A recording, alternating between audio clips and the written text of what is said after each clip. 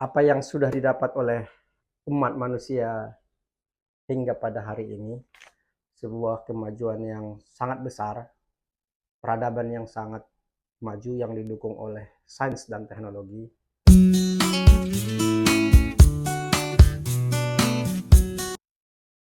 Capaian pada hari ini tidak bisa dilepaskan dari sebuah proses yang sangat panjang.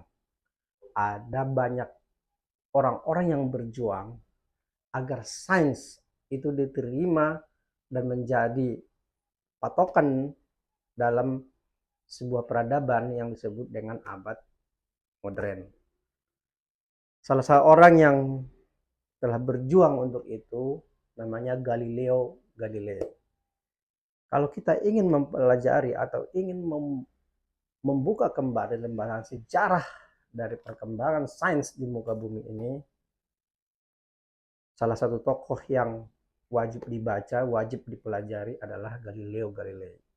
Ini salah satu buku yang mengisahkan tentang perjuangan Galileo Galilei, bagaimana sains itu sangat rasional dan objektif. Buku yang ditulis oleh Dapa Sobel ini menurut saya layak dibaca bagi kita yang ingin mengetahui perkembangan sains dari awal hingga hari ini.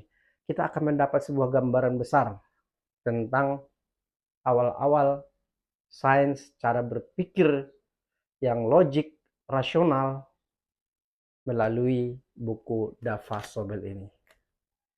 Jadi buku ini berkisah tentang dialog antara Galileo Galilei dengan sang putri.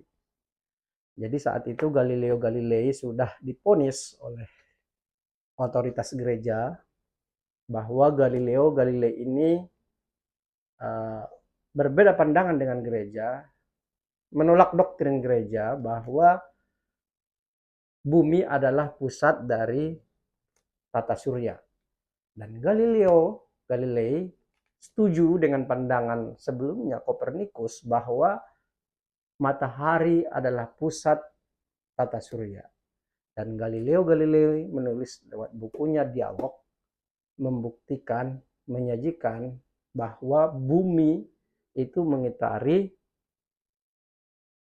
matahari. Buku ini berkisah tentang perjalanan intelektual seorang Galileo Galilei, mulai dari awal dia memasuki universitas hingga menjadi seorang profesor.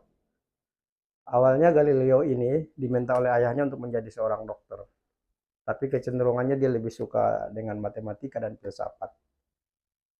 Orang tuanya marah saat itu ketika Galileo memilih filsafat dan matematika karena menurut ayahnya filsafat dan matematika itu tidak akan menjadikannya kaya dan terhormat.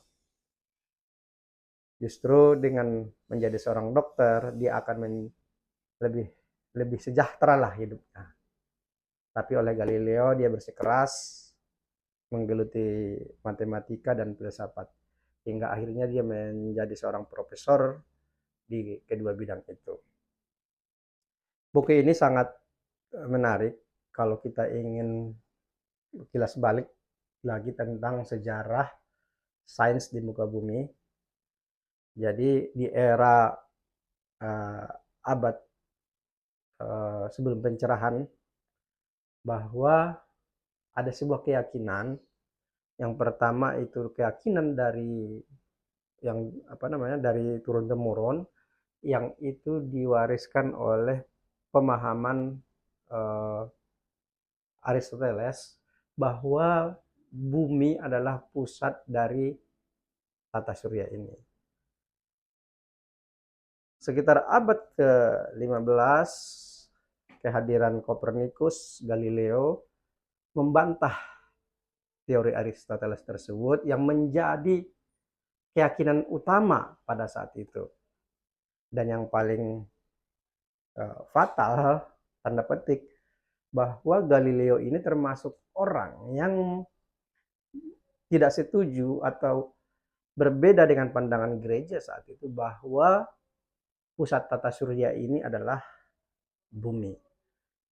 Dengan keyakinan yang sangat besar, Galileo berkekuatan hati untuk tetap pada pendiriannya bahwa sains itu bisa dibuktikan, sains itu logis.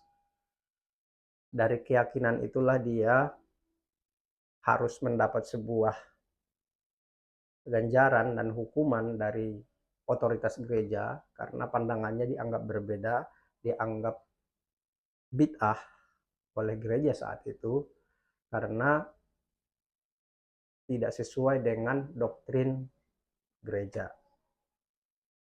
Alhasil, Galileo harus mendapat hukuman, dia harus ditahan, tahanan rumah dengan kondisi sakit-sakitan, dan dalam kondisi tahanan rumah itulah nanti Galileo juga menghembuskan napas terakhirnya. Dan yang sangat memprihatinkan juga, Galileo tidak bisa ketemu dengan putrinya karena memang Galileo diisolasi karena keyakinannya yang dianggap sesat tadi. Oleh Galileo dan putrinya yang berkeyakinan bahwa ayahnya tidak salah, putrinya bernama Virginia itu meyakini bahwa ayahnya tidak salah, dan mereka surat menyurat secara terus-menerus, dan dari surat menyurat itulah kita tahu betapa romantiknya antara ayah dengan sang anak dalam melihat perkembangan banyak hal saat itu, ya termasuk di dalamnya perkembangan pengetahuan dan sains. Galileo banyak mengutarakan pandangannya terhadap anaknya, dan anaknya sebenarnya juga sepaham dengan ayahnya, walaupun putrinya Virginia itu seorang biarawati. Galileo sendiri sebenarnya bukan orang yang tidak percaya atau dengan agama. Dia adalah seorang biarawan, dia sangat religius, bahkan dua putrinya itu dijadikan sebagai biarawati. Itu adalah bentuk ketaatan seorang Galileo. Tapi dalam konteks sains, dia harus berbeda dengan doktrin yang diyakini gereja saat itu. Dan di kemudian hari, apa yang diyakini oleh Galileo itu terbukti melalui sains modern. Galileo ini menurut saya sebuah cerminan bagi kita, sebuah gambaran bagi kita bahwa sains itu harus diperjuangkan, harus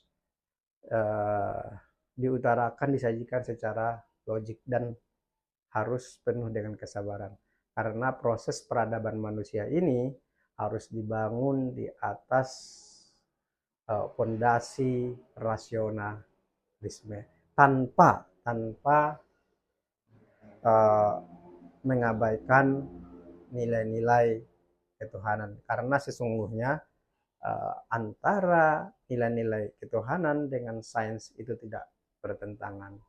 Dan Galileo termasuk orang yang bisa membuktikan itu, antara sains dengan agama itu dua kesatuan yang saling melengkapi. Buku yang sangat menarik untuk dibaca.